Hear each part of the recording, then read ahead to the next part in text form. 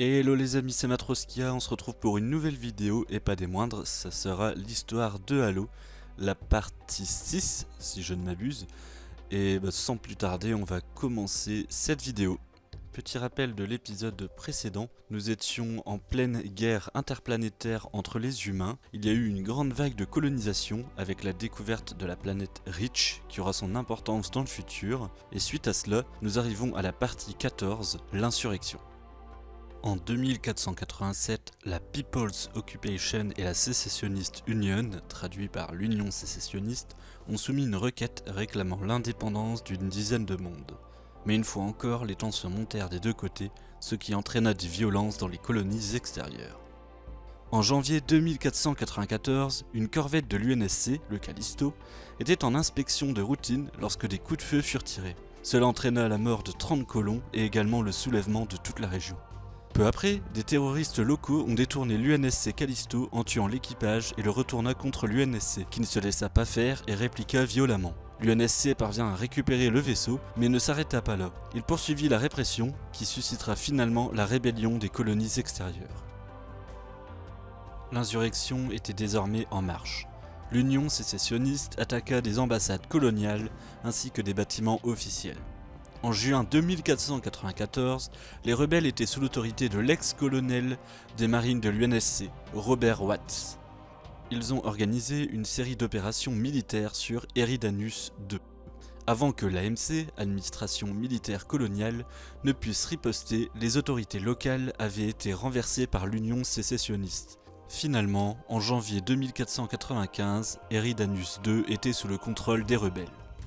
L'UNSC décida de mener sa première riposte contre l'insurrection à grande échelle grâce à son opération Charlemagne, afin de reprendre le contrôle de la planète Eridanus II. L'UNSC gagna cette opération grâce à plusieurs destroyers, mais également avec le déploiement pour la première fois de super soldats issus du projet Orion le 12 janvier 2496. Cette opération prit fin en 2497 avec la reconquête de la colonie et la retraite de Watts et ses hommes qui partirent se cacher dans leur base située sur Eridanus Secundus. Malheureusement, la victoire totale restait hors de portée. Les rebelles continuaient de causer de nombreuses pertes. Au début du XXIe siècle, l'UNSC décida de changer de tactique avec une nouvelle opération Kaléidoscope en 2502. Cette opération consistait à éliminer les leaders rebelles. Le 13 mars 2502, le chef de l'Union sécessionniste, Gerald Mulcahy fut assassiné durant cette opération par un soldat Orion, le caporal-chef Avery Johnson, un nom qui encore une fois fera tilt à de nombreux fans de Halo. Cette opération dura jusqu'en 2507, mais en 2509, la plupart des rebelles s'étaient unifiés autour de Robert Watts, créant une nouvelle faction prenant désormais le nom de Front des Rebelles Unis. En janvier 2513, une invasion commandée par Watts permit de reprendre Eridanus II par les rebelles. Quelques mois plus tard, l'UNSC met en place l'opération Trébuchet le 21 mai 2513 afin de reprendre le contrôle de la planète. Les pertes n'ont jamais été aussi nombreuses, mais l'UNSC gagna cette bataille en éliminant toute trace d'activité rebelle et reprit le contrôle d'Eridanus II. Malgré cette bataille gagnée, l'insurrection faisait toujours rage et les moyens militaires actuels ne suffisaient plus pour mettre fin à cette guerre. L'insurrection a fait des millions de morts. Cette guerre civile avait été prédite en 2491 par un certain docteur Elias Carver qui pointait du doigt la destruction du gouvernement humain spatial. Malheureusement, son étude ne permit pas d'éviter l'insurrection, mais avait eu le mérite de se révéler influent auprès du docteur Catherine Halsey, un autre personnage qui parlera de nombreux fans de la licence. Avec l'insurrection toujours présente, des mesures radicales furent prises. La mesure la plus importante fut la création des Spartans. Le docteur Catherine Halsey initia le projet Spartan 2. Avant la rébellion, le service des renseignements de la Navy, SRN, de l'UNSC, a lancé le projet secret Orion en 2491, destiné à créer des super soldats capables de précision et de silence hors norme. Ce projet fut abandonné en 2506 pour des raisons de coût et de performance. Le SRN abandonna le projet Orion et intégra ses soldats dans les forces de l'UNSC.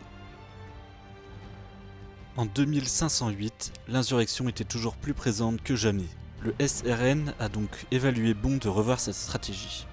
Le SRN a donc recruté le docteur Catherine Halsey, une brillante scientifique qui n'hésitait pas à prendre toutes mesures nécessaires à l'accomplissement des buts du SRN. Elle a donc initié par la suite les projets Spartan 2 et Mjolnir. Halsey avait en elle la conviction que les super soldats devaient être élevés dans ce but dès leur plus jeune âge. En septembre 2517, la première phase de son plan débuta. Elle sélectionna des jeunes enfants de 6 ans, les plus évolués de l'espace. Plus intelligents, plus rapides, plus forts que n'importe qui d'autre. Ces enfants furent kidnappés et donc enlevés à leur famille afin d'être emmenés sur la colonie de Reach dans un établissement secret. Pour cacher ce crime, le SRN remplaça les enfants par des flash clones afin de donner l'illusion qu'ils étaient toujours là. Malheureusement, cette méthode a fonctionné à courte durée et les clones moururent rapidement. Pendant ce temps, les enfants de Reach étaient entraînés à combattre aussi bien physiquement, mentalement, tout en développant leurs tactiques de combat et leur stratégie. En mars 2525, soit 8 ans après l'enlèvement des enfants, le programme entra dans sa seconde phase.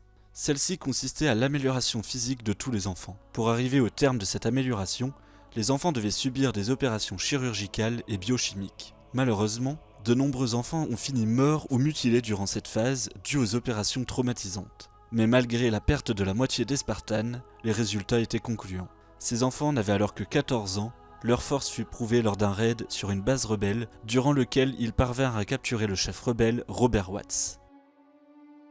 La dernière étape du projet Spartan 2 était le projet Mjolnir. Ce projet consistait à la création d'une armure de combat la plus puissante jamais construite par les humains. Cette armure, du nom de Mjolnir Mark IV, était développée sur la planète Shi-Seti 4. En novembre 2525, l'armure entra dans sa production finale. Cette étape marqua le succès du projet Spartan 2. Immédiatement, les Spartans furent déployés avec leurs armures de combat pour défendre Shi-Seti 4 contre un nouvel ennemi. Les Spartans furent créés afin de combattre l'insurrection, mais ils allaient servir à combattre un nouvel ennemi, plus menaçant encore, les Govenants. La première rencontre entre les humains et les Govenants se fit par hasard, sur une route commerciale empruntée par les humains. Les Govenants se retrouvèrent sur Harvest à cause d'un luminaire, le fameux objet capable de repérer les artefacts Forerunner. Ils pensaient trouver de nombreux trésors Forerunner, mais ce ne fit pas le cas. L'IA Forerunner, enfermée dans le vaisseau Covenant Grande Bonté, lui servant de source d'énergie et anciennement appelé Mandikant Bias, était maintenant appelé l'Oracle. Les prophètes Sanchayum consultaient cette IA pour prendre des décisions lorsqu'elle s'activait par intermittence. Cet oracle avait révélé aux prophètes que les humains avaient été proclamés dépositaires, c'est-à-dire que les Forerunners avaient désigné les humains comme leurs héritiers. En fait, c'est bel et bien les humains qui avaient détecté le luminaire et non pas des trésors Forerunners. Les trois prophètes Sanchayum de la vérité, de la pitié et du regret cachèrent cette information à l'Alliance Govenant. Un premier vaisseau Govenant fut envoyé sur la surface de la planète Harvest pour un contact pacifique avec les humains. La planète Harvest signifiant récolte car elle était principalement agricole grâce à son sol très fertile. La cérémonie tourna au désastre lorsqu'un soldat Govenant déclencha une fusillade sanglante entre la milice de la planète et les Jiralanae, alias les Brutes, après avoir cru entendre un coup de feu. Le croiseur Govenant Rapid Conversion présent donna lieu à un siège court mais violent. Le commandant Jiralanae, Maccabeus, mourra durant la bataille, mais les Govenants réussirent à prendre le contrôle de toute la colonie. Les trois prophètes qui avaient découvert la vérité à propos de l'humanité exploitèrent cette information afin de devenir les trois chefs de l'Alliance Govenant. Ils n'ont pas choisi d'offrir à l'humanité une trêve ou encore de rejoindre leur alliance. Ils les ont considérés comme une vermine n'étant pas digne des reliques saintes des Forerunners. Hord Casto, Lod Mrun et Od Rumt se sont imposés prophètes de la vérité, de la pitié et du regret afin de déclarer la guerre aux humains et de les exterminer. L'UNSC ignorait alors les événements dévastateurs survenus sur Harvest. Pourtant, il s'aperçut que quelque chose n'allait pas lorsque les communications furent coupées. Croyant à une occupation rebelle de la planète, il envoya le vaisseau éclaireur Argo pour enquêter, mais celui-ci fut détruit dès son arrivée. Croyant toujours une occupation rebelle, un bataillon fut déployé. Ce bataillon constata qu'un vaisseau de guerre Govenant était en orbite autour d'Harvest et que la colonie, bombardée depuis l'espace, était quasi détruite. Parmi les frégates humaines, 2 furent détruites, mais l'Héraclès parvint à s'enfuir via le sous-espace. Il revint avec un message. Une alliance extraterrestre, se faisant appeler le Govenant, était bien décidée à éradiquer l'espèce humaine. L'UNSC passa immédiatement en alerte maximale. Le vice-amiral Preston Cole rassembla la plus grande flotte jamais déployée par l'UNSC et l'envoya sur Harvest en mars 2526. 40 destroyers sous le commandement de Cole engagèrent le combat et gagnèrent la bataille. Malgré cette victoire, l'UNSC perdit 13 vaisseaux face à un seul vaisseau Covenant, ce qui laissait une idée de la force de l'ennemi. En même temps, les pertes de contact avec les autres colonies se multipliaient. Harvest n'avait pas dit son dernier mot. Le conflit sur la planète dura 5 longues années. L'UNSC était bien déterminé à récupérer la colonie et combattu les Covenants aussi bien sur la Terre que dans l'espace. Les Covenants ont finalement fui le système d'Epsilon Indi au bout de ces 5 ans. L'UNSC avait fini par découvrir pourquoi les Covenants s'étaient acharnés sur Harvest, une structure alien dans une région arctique inexplorée d'origine Forerunner. Elle datait d'avant la colonie humaine et aux Covenants eux-mêmes. L'humanité ouvra les yeux sur les secrets des Forerunners et les intentions militaires des Covenants. L'UNSC ignorait à ce moment présent que la technologie Forerunner serait leur plus grand espoir afin de combattre les Covenants. Malheureusement, ils ne le découvrirent qu'une fois au bord de l'extinction. Les premiers mois de la guerre contre les Covenants étaient désastreux. Les flottes ennemies ravageaient tous sur leur passage et réduisaient au silence des populations entières. Ce conflit était presque futile étant donné la supériorité technologique et militaire des Covenants. Mais pour la première fois depuis bien longtemps, l'humanité s'était unie face à un seul ennemi. Et voilà pour l'épisode 6 de l'histoire de Halo, j'espère que la vidéo t'aura plu, on va vite se retrouver pour un épisode 7. Évidemment, si la vidéo t'a plu, n'hésite pas à penser au petit j'aime, ça fait toujours plaisir, à laisser un petit commentaire si tu as des questions, ou même pour commenter la vidéo tout simplement, à la partager, à activer la petite cloche pour recevoir les notifications des prochaines vidéos. Et évidemment, vous n'êtes pas sans savoir en tant que fan de Halo qu'il y a un partenariat entre Halo Infinite et les canettes Monster. Évidemment, je n'en bois pas, ils distribuent des codes. Si vous pensez à moi sur Twitter, ça me fait plaisir. Voilà, c'était le petit instant promo pour en récupérer parce que j'ai pas d'autre moyen. Voilà, merci. Et sur ce, eh bien, je vous dis à la prochaine, c'était Matroskia et vive Halo!